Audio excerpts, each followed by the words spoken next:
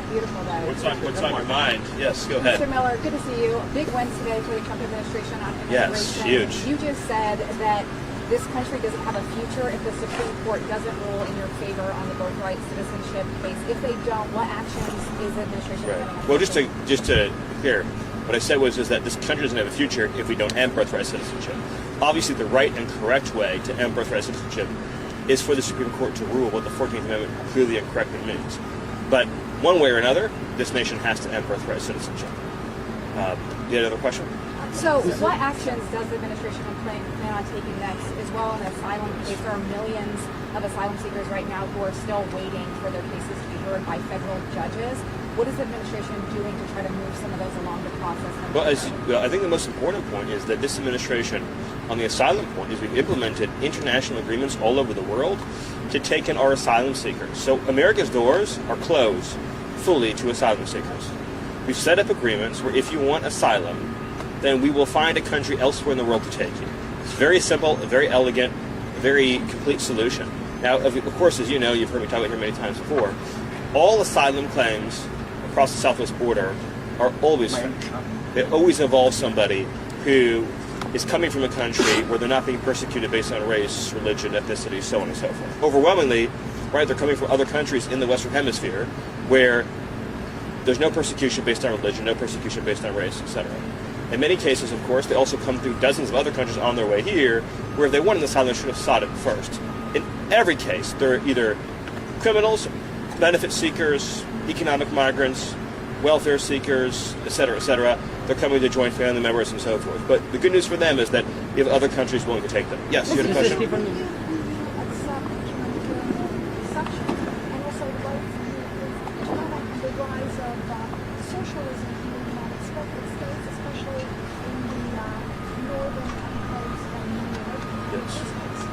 Well, so first of all, on humanitarian issues, the most humanitarian thing that we could do is, which is what we are doing and have done, is to end illegal immigration.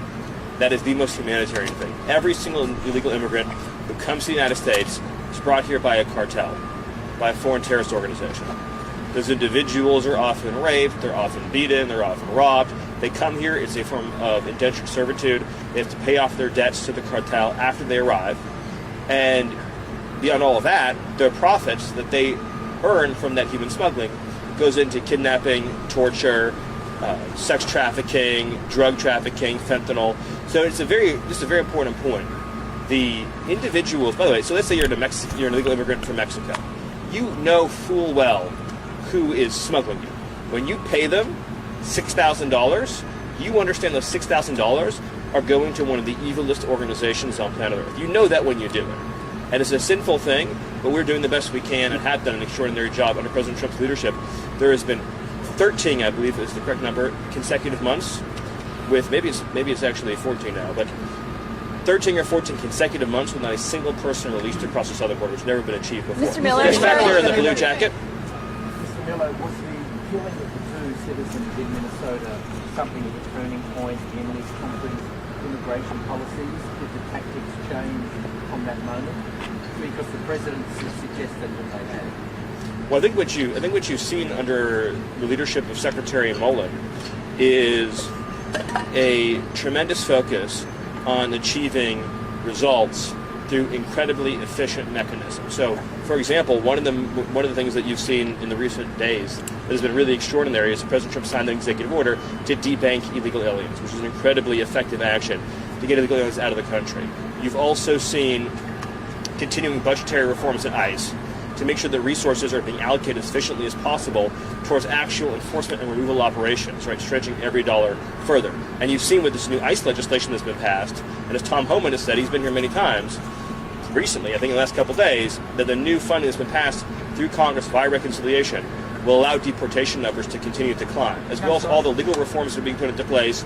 And then the recent Supreme Court ruling, of course, means that now millions of illegal immigrants from Haiti, who were previously beyond the reach of the law, are now within the reach of the law. Yes, sir.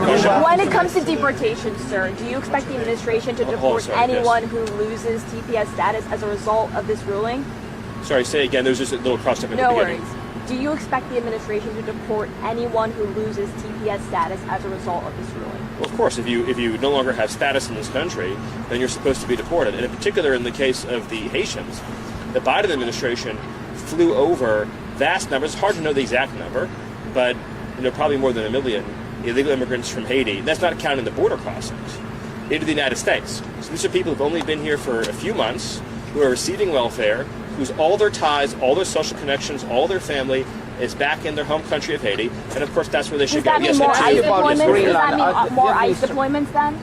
In light of yes, sorry, go ahead. Yeah, in light of the NATO issue and everything else, are you guys still looking at Greenland to get NATO support, or to get access to the Arctic? What's well, the president's been clear about how important Greenland is to the United States, but I don't have any updates on Greenland. Time for one more question. Yeah, go ahead. Right. Does the administration consider Haiti a safe country?